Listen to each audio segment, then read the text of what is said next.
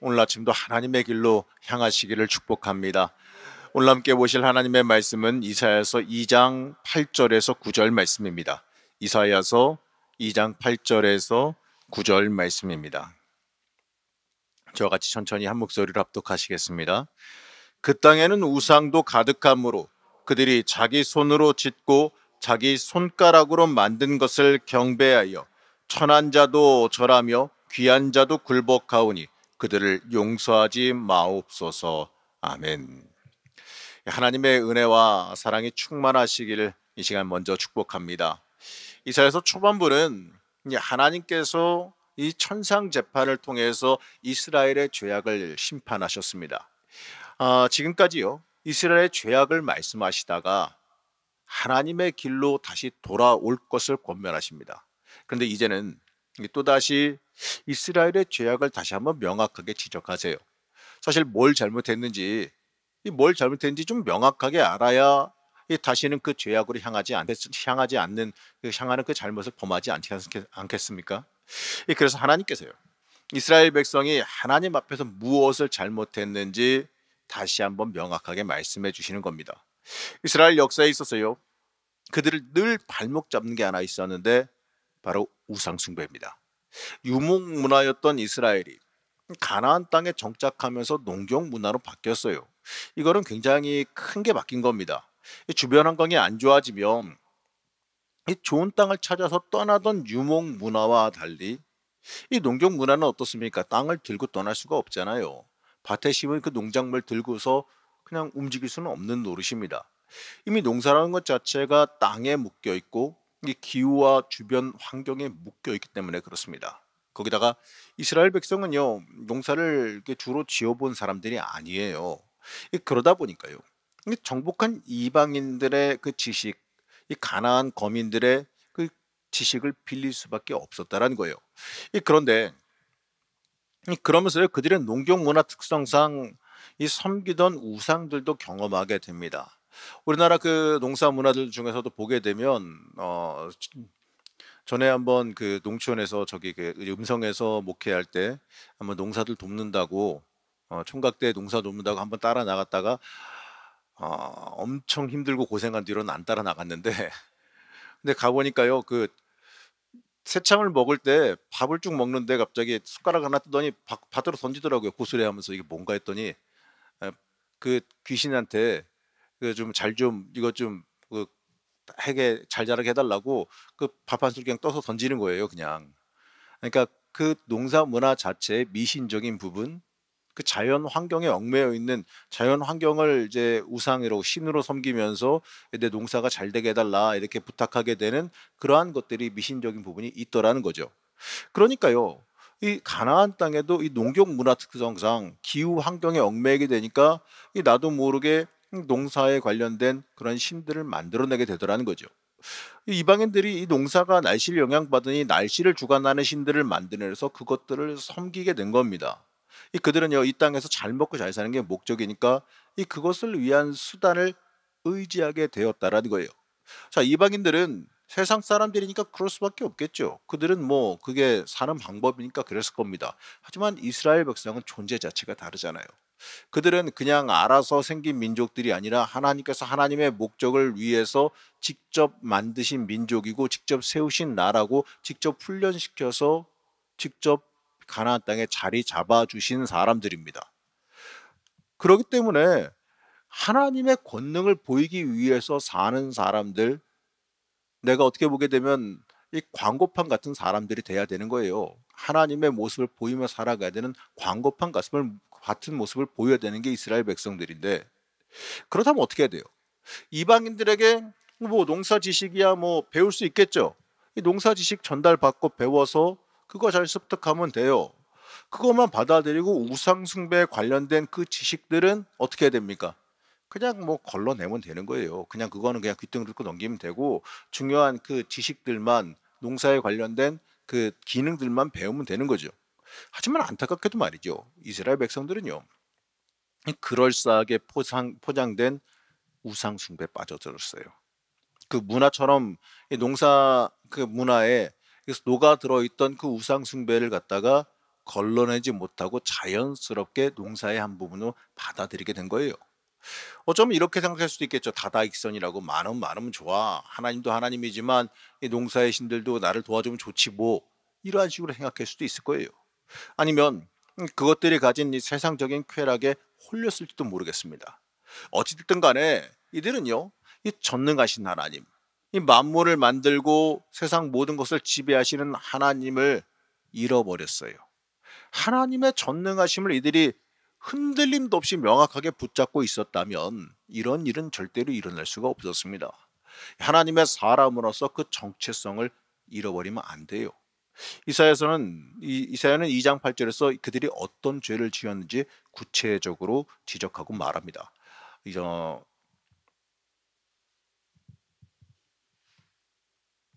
하나 빼먹었네요. 제가 읽어보겠습니다. 그 땅에는 우상도 가득함으로 그들이 자기 손으로 짓고 자기 손가락으로 만든 것을 경배하여. 자, 이렇게 말합니다. 그들이 자기 손으로 짓고 자기 손으로 만든 걸 경배했다, 이렇게 말합니다. 그들이 섬기는 우상들은 사람이 만든 거예요, 전부 다. 실제로 존재하는 신이 아니에요. 이 사람들이 이 농사의 소출을 더 얻고 싶은 욕망에 스스로 만들어낸 허상에 불과하다라는 거예요. 이 세상 만물을 하나님께서 다 주관하시는데 어디 날씨 주관하고 소출의 양을 주관하는 그러한 신이 따로 있을까요? 열매 맺게 하는 신이 따로 있어요? 다 하나님이 주관하시는 거지. 이 말은요, 한마디로 자신들이 더 갖고 싶어하는 물질적인 욕심에서 만들어낸 가짜 모습에 불과하다는 겁니다. 그렇기 때문에 그들이 행한 우상 숭배는 하나님 보시기에요, 아주 커다란 범죄입니다. 이 자신의 능력과 힘으로 더 많이 가지고 더 많이 누리고 싶어하는 욕망이 지배했기 때문에 벌어진 일이에요. 우리는요, 이러한 이들의 이 악한 모습을 보면서 어떻습니까? 우리 스스로도 반성할 필요가 있습니다. 우리는 과연 이러한 우상숭배에서 자유롭느냐 생각해 봐야 됩니다. 우리가 과연 더 많은 것을 갖고 싶고 누리고 싶은 그 욕망에서 자유롭냐 이겁니다. 물론 저들처럼 우상 만들어 놓고 그 앞에 절하는 그러한 짓은 다들 안 하시겠죠. 하지만요, 내가 더 성공하고 싶고 더 많이 가지고 누리고 싶어하는 그 욕망이라고 하는 보이지 않는 우상을 만들어 놓고 있지는 않느냐 이겁니다. 이 교회 안에서도요, 내가 더 높아지고 싶고 내가 더 많이 가져야 하는 그 마음을 가지고 살아가고 있지 않느냐 이겁니다. 나를 높이고 싶고 높임 받고 싶은 그 욕망에 사로잡히지는 않느냐 이거죠. 이사야는요, 이스라엘 백성을 비판하면서 그들이 자기 손으로 우상을 지었다 이렇게 말합니다. 우리는 이 말을 좀 깊게 새겨봐야 될 필요가 있어요. 내가 내 욕망을 위해, 나를 높이기 위해 인생의 목적과 방향을 잃어버리지 않았느냐 이겁니다. 우리는 이 땅에서 많은 것들 더 누리고 더 가지기 위해서 살지 않습니다. 물론 이 세상에서요, 존재해야 되고 생존을 해야 되니까 이 삶의 자리 그냥 그건 무시할 수는 없겠죠. 하지만 이 모든 것의 목적과 이유가 하나님의 영광을 위한 삶이 되어져야 됩니다. 내가 누리는 그 모든 것도요, 내가 가지는 그 모든 것도요, 하나님의 영광을 위한 바람이 되어져야 됩니다. 이 간구의 기도도 이 주시면 감사히 받고 그에 따른 무거운 책임도 같이 감당하길 기도해야 돼요. 여러분, 하나님께서 응답해 주실 때 거저 주시는 거 아니에요. 그걸로 하나님께서 주시는 또 사명이 있다는 거예요. 응답해 주시면 그냥 그러고 끝이 아니에요. 응답 받은 걸로 또 하나님께 쓰임 받아야 되는 겁니다. 당연히 내가 응답 받을 때 하나님 감사합니다 하고 그냥 뒤돌아서 이거 받은 거 잘 누리고 써야지 이게 아니라, 물론 누리고도 써야겠죠. 하나님이 주신 걸로 내가 무엇을 하면 또 좋겠습니까? 하나님 나에게 주신 이 기도 응답으로 내가 또 어떻게 쓰임 받으면 좋을까요? 이러한 기도로 우리가 그런 기도로 이어져야 됩니다. 그래야 하나님께서 보시기에 야, 이거 조금 줬더니 이렇게 더 충성하네. 그럼 더 얘는 더 크게 줘도 되겠네. 그릇이 되는구나. 이러시지 않겠어요? 한 번만 응답받고 마실래요? 아니면 계속 응답받으실래요? 우리가 이걸 잘 지혜롭게 생각할 수 있어야 돼요. 영적으로 지혜로워라, 이게 뭐겠습니까? 복받을 만한 삶을 살아가라는 거예요. 응답받을 만한 삶을 살아가라는 거예요. 그렇기 때문에 간구하며 원하는 만큼 때때로 응답이 오지 않더라도요, 그것 또한 하나님께서 나에게 합당하게 주시며 이끄시는 길로 믿음으로 받아들일 수 있어야 됩니다. 그래야 하나님께서 보시기에 어떻습니까? 내가 응답을 내 마음에 안 들어서 안 해줬는데 불평 불만 않고 그것도 감사히 받는구나. 아, 순종할 준비가 됐구나. 그러면은 어떻게 생각하시겠어요? 복줘도 되겠구나. 이러시지 않겠습니까? 여러분, 하나님 앞에 철저히 우리가 순종하고 따르는 게 중요합니다. 현대적인 우상이나 과거의 우상이나 보게 된 말이죠. 다 자기의 유익을 위한 목적에서 시작돼요. 하나님보다 내가 더 귀해질 때 발생하는 악한 죄악들입니다. 사랑하는 성도 여러분, 여러분 혹시 하나님보다 여러분의 인생을 더 귀하게 여기지는 않으십니까? 물론 하나님께서 나에게 주신 내 인생은 소중한 인생이에요. 하나님께서 아름답게 살라고 주신 아주 소중한 인생입니다. 하지만 그 소중한 인생이 하나님을 위해서 부름받은 인생이란 그 사실을 절대로 잊어서는 안 됩니다. 그 인생 자체가 하나님께서 쓰임 받아야, 하나님을 위해 쓰임 받아야 가치가 있다라는 것을 여러분 절대로 잊지 마시기 바랍니다. 이 도구가 목적이 되면 그 인생 불행해지는 거예요. 물질은 도구입니다. 여러분이 기도 응답받는 그 모든 것들이요, 하나님께 쓰임 받기 위한 도구예요. 근데 그게 목적이 돼버리게 되면 인생이 무의미해지는 거예요. 그게 목적이 되면 주객이 전도되고 주님과 멀어지는 길이 돼버릴 수밖에 없어요. 여러분, 도구가 목적되지 말고 주신 응답 가지고 하나님께 더 크게 쓰임 받으시길 축복합니다. 여러분, 기도하세요. 기도하실 때 바라는 기도, 간구의 기도, 누가 그러시더라고요. 입이 찢어지게 기도하라고, 목이 터지게 기도하라고. 그거는 여러분 맞는 말씀입니다. 바라고 원하고 하나님께 간구하세요. 근데 중요한 건 뭐냐? 응답 받으면 그게 목적이 되지 마세요. 그게 목적이 되면, 그 응답 받는 게 목적이 돼 버리게 되면 그거에 얽매이게 되고, 또 그거를 내가 원하는 만큼 응답을 안 해주시면 거기에 또 하나님 더 받아야 되는데, 왜 이것만 주세요? 이러면서 그게 목적이 돼버릴 수가 있다는 거예요. 주시면 감사, 안 주시면 안 주셔도 감사. 어쨌든 간에 하나님께서 응답하시고 나와 통행하시면 감사해요. 응답 받으면요, 여러분 겁나야 돼요. 응답 받으면 이것도 생각해야죠. 하나님께서 내가 1을 놓고 기도했는데 3을 주셨네? 왜 그러셨지? 도대체 어떻게 써먹으시려고? 그때부터는 좀 겁도 나야 돼요. 아이고야, 이거 하나님께서 좀 더 세게 하시려나 본데, 어이구야, 이거 겁나네.